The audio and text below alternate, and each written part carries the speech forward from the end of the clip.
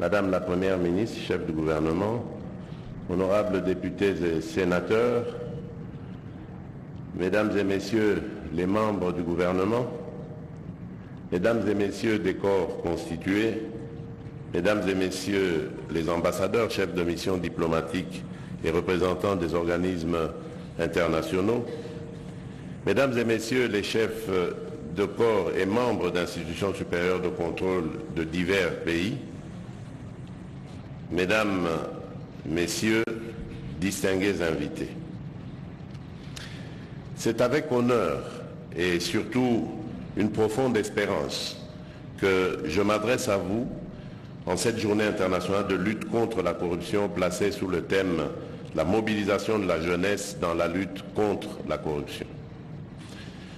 Permettez-moi d'abord de saluer chaleureusement la présence et l'engagement du Forum des inspections générales d'État et institutions assimilées. Votre travail patient, exigeant, parfois difficile, constitue un rempart essentiel contre ce fléau qui gangrène tant de sociétés et qui touche par place les pays en voie d'émergence comme le nôtre. La corruption n'est pas une simple entorse administrative, elle n'est pas un détail dans la gestion du bien public, elle est une perversion morale et sociale, un affaiblissement insidieux de nos institutions, un détournement continu du destin collectif. Elle mine la crédibilité de l'État, sape la confiance mutuelle qui doit exister entre gouvernants et gouvernés, et plus largement, elle brise l'élan même du développement. Dans un pays comme la République démocratique du Congo, riche de ses ressources naturelles, de ses hommes et de ses femmes, de son histoire, de sa jeunesse nombreuse et dynamique, la corruption constitue un frein cruel. Elle bloque les investissements constructifs, entrave l'amélioration des services publics, fragilise notre système sanitaire et éducatif, alimente l'injustice et creuse les inégalités. Il est d'autant plus douloureux de constater que, bien souvent, ce sont les plus vulnérables qui en payent le prix fort. La corruption détourne l'argent public de son but initial, qui est de construire des routes, des écoles, des hôpitaux, garantir un accès à l'eau potable, à l'électricité et à la santé ou à la justice. Les fonds destinés aux programmes de formation, aux initiatives en faveur de la jeunesse, se perdent dans des canaux opaques, privant ainsi nos enfants et nos étudiants du bagage dont ils ont besoin pour porter le flambeau du futur. C'est ici que la thématique choisie pour cette journée prend tout son sens. La mobilisation de la jeunesse n'est pas un simple slogan. À l'instar du défunt Floribert Boinachui, martyr à 26 ans de l'honnêteté et de la probité absolue, notre jeunesse est la clé de voûte de notre lutte contre la corruption. Elle en est la victime, mais elle doit et peut en devenir l'antidote. C'est à elle de faire le choix décisif, celui de l'intégrité, celui du bon combat. Les jeunes portent en eux l'énergie, la vigueur morale, le sens du bien commun et de la justice nécessaire pour transformer nos pratiques. Ils constituent un vivier inestimable de citoyens éclairés, capables de s'opposer aux abus, de refuser les compromissions et de se former aux bonnes pratiques.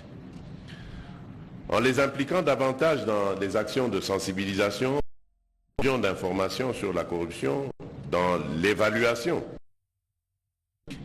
nous leur donnons une place centrale dans la construction d'un avenir plus intègre. C'est dans cette perspective que j'insiste sur la primauté absolue des politiques de prévention. Sans nier l'importance de la répression et de la sanction qui demeurent indispensables pour rendre crédible notre combat, il faut comprendre que la corruption, comme toutes les pathologies sociales, trouve son ancrage dans les mentalités, dans les systèmes et dans les habitudes. La prévention, c'est l'éducation, c'est la formation, c'est l'instauration d'une culture de l'intégrité dès le plus jeune âge. La prévention, c'est aussi veiller à la transparence des procédures d'attribution des marchés publics, des nominations aux postes de responsabilité. La prévention, enfin, c'est l'informatisation, la digitalisation, le recours à des outils modernes de contrôle pour réduire l'espace dans lequel la corruption prospère. Mesdames et messieurs, distingués invités, dès mon avènement à la magistrature suprême, j'ai eu à cœur de redorer le blason de toutes les institutions et organes qui concourent à la lutte contre la corruption dans notre pays.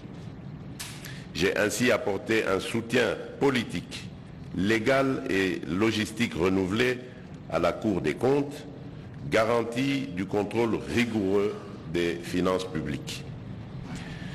J'ai lancé au sein de mon cabinet l'Agence de prévention et de lutte contre la corruption, lui donnant les moyens d'investiguer, d'alerter, mais surtout de conseiller en matière de pratiques administratives saines.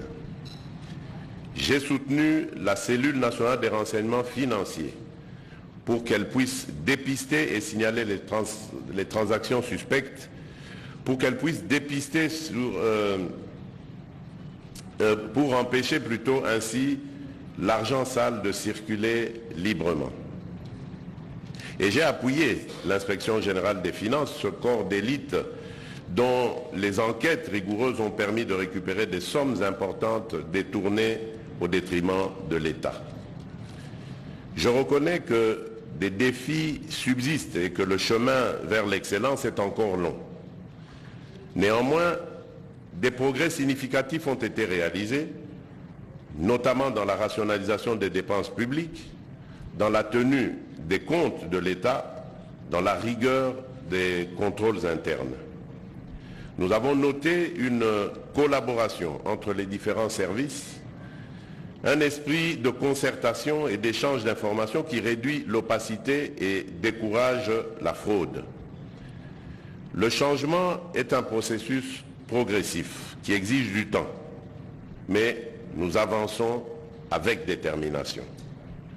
La corruption est un mal tenace qui s'adapte, qui cherche de nouvelles failles dès que nous embouchons une. C'est un combat permanent, un travail de longue haleine qui exige abnégation, courage, persévérance, sens du devoir et dépassement de soi au service de l'intérêt collectif. C'est pourquoi, devant vous tous, je réitère mon appel, poursuivez, redoublez d'efforts et d'abnégation dans vos missions, ne baissez jamais la garde. La nation est reconnaissante de vos sacrifices, de votre ténacité.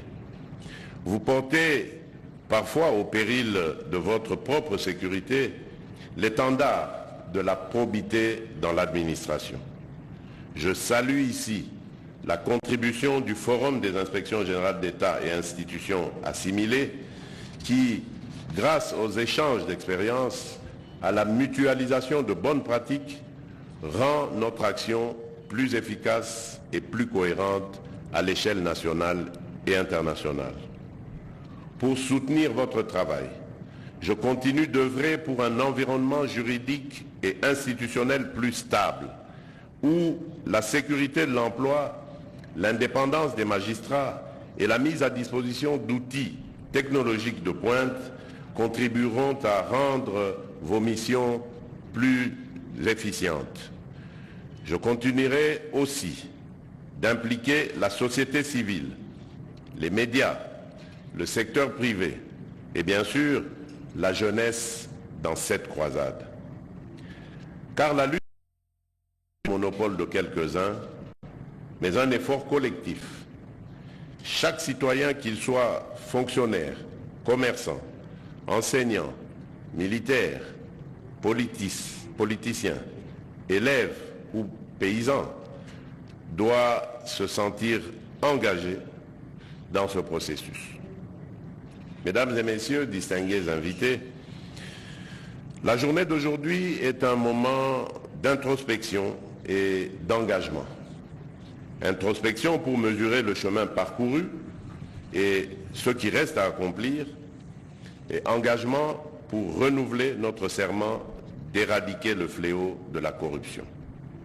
Notre pays est sur la voie de l'émergence et nous ne pourrons réaliser pleinement son potentiel sans mettre un terme à cette pratique funeste.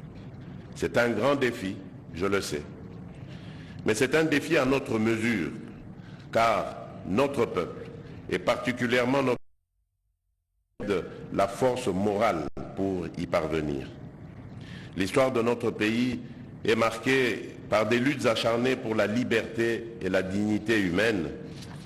Relevons désormais ce combat économique contre la corruption afin de donner à la République démocratique du Congo la place qu'elle mérite parmi les nations résolument tournées vers l'avenir. Que vive l'Afrique, que vive la République démocratique du Congo. Je vous remercie.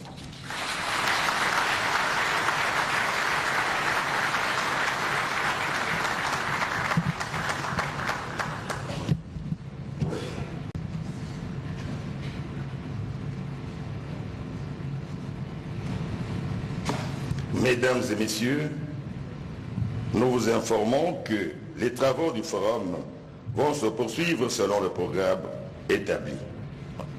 Pour l'instant, nous vous prions de vous lever pour saluer la sortie de son Excellence, Monsieur le Président.